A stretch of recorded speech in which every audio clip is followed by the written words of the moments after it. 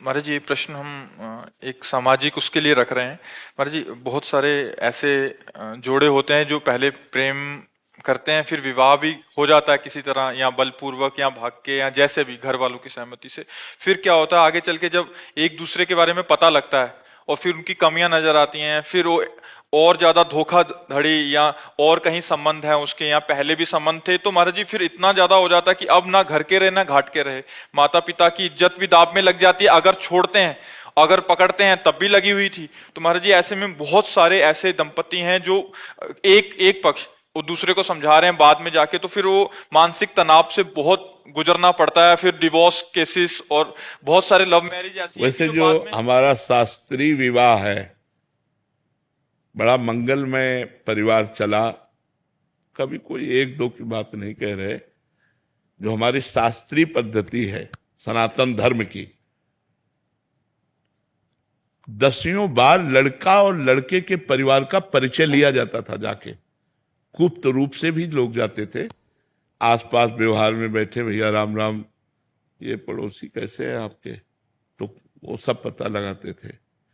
लड़की लड़के को तब देखती थी जब मंडप पे बैठा होता था, और लड़का लड़की को तब देखता था जब घर में पहुंच जाती थी। लेकिन आजीवन दोनों निर्वाह करते थे, खूब बढ़िया संतान, खूब परिवार। लव मैरिज करते हो, डिवोर्स की बात करते हो। लव मैरिज किसे कहते हैं? प्यार। अगर एक बार तुम्हें प्यार करके स्वीकार किया तो आजीवन तुम्हारा निर्वाह करे, फिर किसी और की तरफ ना देखे। नहीं, गांव में डिवोर्स, अरे शाम तक पति पत्नी में अगर दिन सुबह लड़ाई हुई तो शाम तक फिर खा पी के बिल्कुल डिवोर्स शब्द कहा है सर। एक दो बातें अगर एक दूसरे के प्रतिकूल हो गई तो शाम तक फिर एक हो गए, उसमें कभी ऐसा नहीं। घर परिवार में या बहुत मायके 2-4 दिन हो गई बस पिया मायके की दोस्त देती है, चली जाऊंगी मैं, जाती नहीं है शाम को फिर। नहीं, बड़ा प्यार में जीवन हमने तो देखा है। गृहस्थी में हम किसान के घर पैदा हुए तो गांव का हमने जो माहौल देखा है, बड़ा प्यार भरा जीवन था यार, बड़ा प्यार भरा जीवन। आज प्यार का खुला छूट है तो उसी की दुर्दशा हो रही है। अगर हम कह रहे हैं मान लो गड़बड़ी भूल चूक हो गई बच्चापन में, तो फिर ब्याह के बाद गड़बड़ी नहीं होना चाहिए। अब क्या होता है, बच्चे बच्चियां खुली छूट, मनमानी आचरण, जैसा मना हो वैसा। तो ब्याह में बंधन में बंधने के बाद भी खुली छूट, वो उधर वो उधर उधर, तो सब गृहस्थी। थोड़ी सी प्रतिकूलता मिलने पे फिर उसकी याद आएगी, फिर वहीं जाएंगे। हाँ, वो सब बड़ी मर्जी प्रश्न आते रहते हैं बहुत सारे। हाँ, अब ये ऐसी समस्या है कि बिना धर्म का आश्रय लिए इस समस्या का समाधान नहीं हो सकता।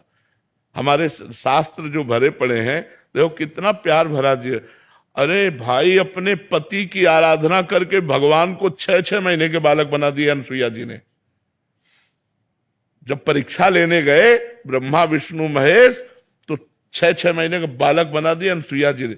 जल लिया हाथ में, कहा मन वचन कर्म से अपने पति को भगवान मानती हूं, तो मेरे पातिव्रत धर्म से प्रभावित होकर तुम तीनों भगवान 6-6 महीना हो गए।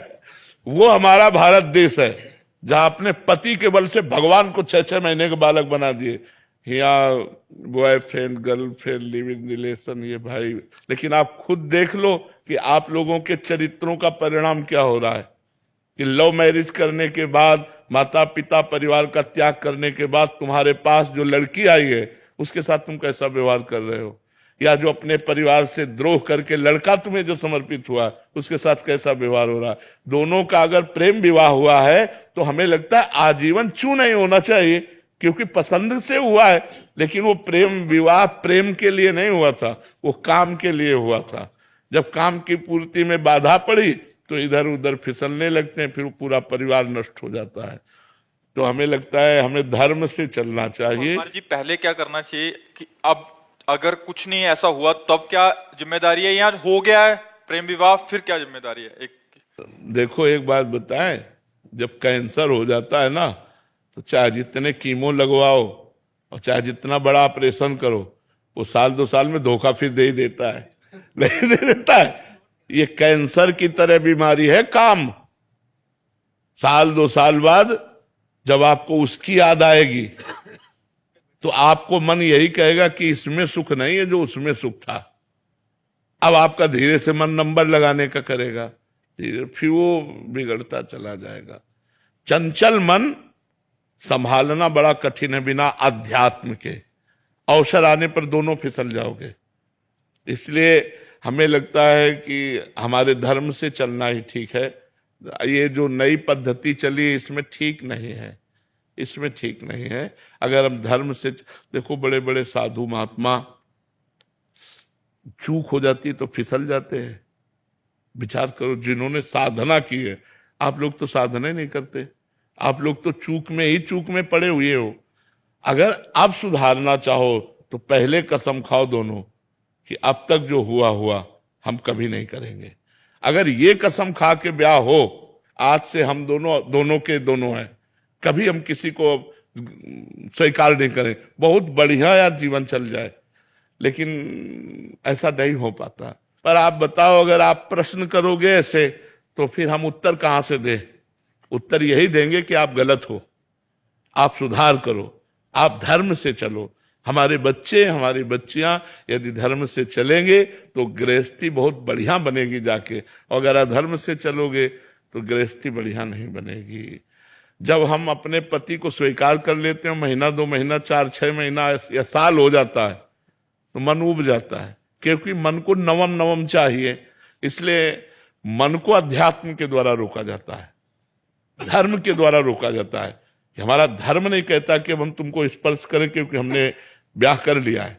अब नहीं, कोई अगर ऐसे नियम से चले तो भले गृहस्थी बनी रहे, नहीं तो जो आचरण चल रहे हैं उनमें मन चंचल हो रहा है, इंद्रियां अपवित्र हो रही हैं। वो इंद्रियां चंचल और अपवित्र मन वो कभी एक बंधन में बंध कर बहुत काल तक निर्वाह करे, असंभव। इसीलिए ब्रह्मचर्य की पहली अवस्था कही गई। हमारे यहाँ 4 आश्रम हैं, ब्रह्मचर्य, गृहस्थ, वानप्रस्थ और सन्यास। अपने भारत देश में सनातन धर्म में 4 आश्रमों की ऋषि मुनियों ने व्यवस्था की। पहला आश्रम सबके लिए ब्रह्मचर्य है। अब ब्रह्मचर्य से गृहस्थ जाओ या विरक्त भाव में जाओ तो यहां से मोड़ हो जाता है, लेकिन पहला आश्रम सबका ब्रह्मचर्य है।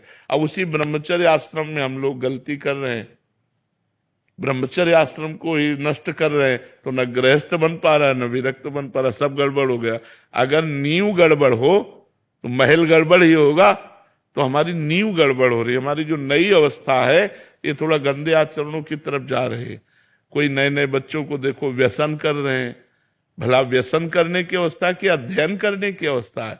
जहां हमें उन्नति करनी चाहिए वहां हम अवनति वाले मार्ग स्वीकार। कोई गलत आचरण अगर हमारे ना हो बचपन से लेकर के 25 साल तक तो हम अच्छे विद्यार्थी बन सकते हैं। हम अपनी समाज सेवा के लिए किसी भी पद में जाएंगे, हम बहुत अच्छे बन जाएंगे। अब जब आप शुरू में ही नशा और बेविचार आदि दोष स्वीकार कर लिए तो आपकी जो नींव थी वो खराब हो गई। आप किसी भी पद में जाएंगे तो आप भ्रष्ट होंगे, आप उन्नतिशील नहीं होंगे, आप इधर उधर दृष्टि डालने वाले होंगे, आप घूस लेने वाले होंगे, क्योंकि आपका स्वभाव बन चुका है व्यसन करना, व्यभिचार करना। तो व्यसन और व्यभिचारी को अर्थ की अधिक आवश्यकता होती है। तो आप उसे अर्थ चाहिए, चाहे धर्म से मिले चाहे अधर्म से मिले। जो व्यसन रहित है, व्यभिचार रहित है, वो धर्मात्मा पुरुष प्राण त्याग सकता है लेकिन अधर्म नहीं कर सकता। आज ऐसे मिलना बहुत कठिन है जो धर्म के लिए अपना सर्वस्व समर्पित। हम इसीलिए आर्मी के जवानों को सबसे ज्यादा आदर करते हैं, क्योंकि हमारे राष्ट्र की सुरक्षा में ईमानदारी से प्राण समर्पित करने वाले ये जवान हैं। ये गर्मी सर्दी बरसात सब सहते हैं। हर दीपावली होली इनकी वहीं वहीं होती है। घरों में परिवार के लोग इंतजार करते रहते हैं और कभी कभी तिरंगा में लपेट कर अर्थी आती है और वो नहीं आते। इसलिए हम सबसे ज्यादा सम्मान भारतीय जवानों का करते हो। हमें लगता है हर भारतीय को सम्मान करना चाहिए। सुविधा भी देखो क्या है, जो मिला सो खाया, नहीं तो चाहे जहां खड़े कर दो, चाहे हिमालय में खड़े कर दो, चाहे बॉर्डर में खड़े कर दो, कब गोली आवे कोई भरोसा नहीं। प्राण त्यागने के लिए तैयार है। इसलिए हम आर्मी के जवानों को विशेष सम्मान देते हैं। जो अपने धर्म में, अपने राष्ट्र में प्राणों को बलिदान करना चाहे हम उसे नमस्कार करते हैं, उसे प्रणाम करते हैं। तो अगर हम ईमानदारी से, हम सब एक भारत के हिस्से हैं, हम जितने भारतीय हैं हम एक भारत का हिस्सा हैं। अगर हम गड़बड़ होते हैं, गलत आचरण करते हैं तो हमारा भारत एक हिस्से में गड़बड़ हो रहा है, एक हिस्से में गलत हो रहा है। तो अब नवीन पीढ़ी तो हमारे भारत का भविष्य है। इन्हीं में एमएलए बनेंगे, इन्हीं में सांसद बनेंगे, इन्हीं में अधिकारी बनेंगे। अगर इनके आचरण ठीक नहीं है तो हमारा आगे का जो भविष्य है वो बहुत गड़बड़ है।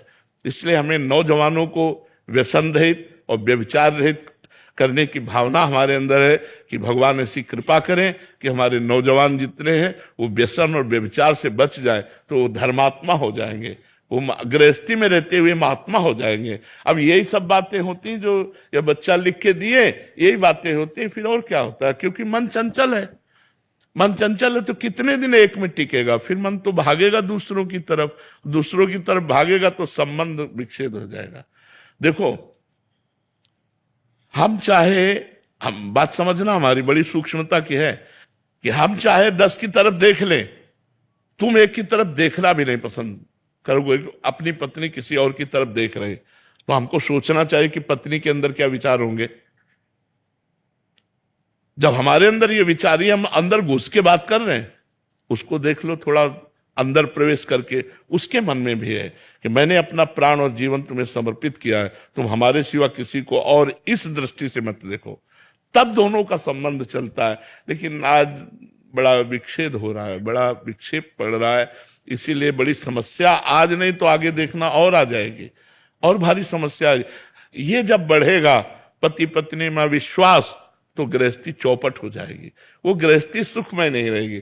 हम तो भावना करते हैं, आप मेहनत करके 8 घंटे कहीं से भी, और जब घर पहुंचते हैं और आपको दौड़ करके बाहर स्वागत करती है, घर लिवा करके पानी पिलाती है, बैठालती है, हंस देती है, तो आप 8 घंटे की मेहनत भूल जाते हैं। बच्चे छोटे छोटे पापा कह करके दौड़े तो आप खुश हो जाते हैं। अब वो तुमसे बात नहीं कर रही, वो और ही जगह दृष्टि लगाए तुम, और क्या नरक भरी जिंदगी है कि नहीं। थोड़ा सा विश्वास करो। अब अपना बच्चा है, हम उसे प्यार नहीं कर सकते, वो बंटवारा कर दिया, सरकारी बंटवारा, कि बच्चा उसके पास है वो उसके, ये क्या है सर। यार जीना है तो प्यार से जीना सीखो, वो धर्म से होगा। लोग धर्म की तरफ नहीं देख रहे।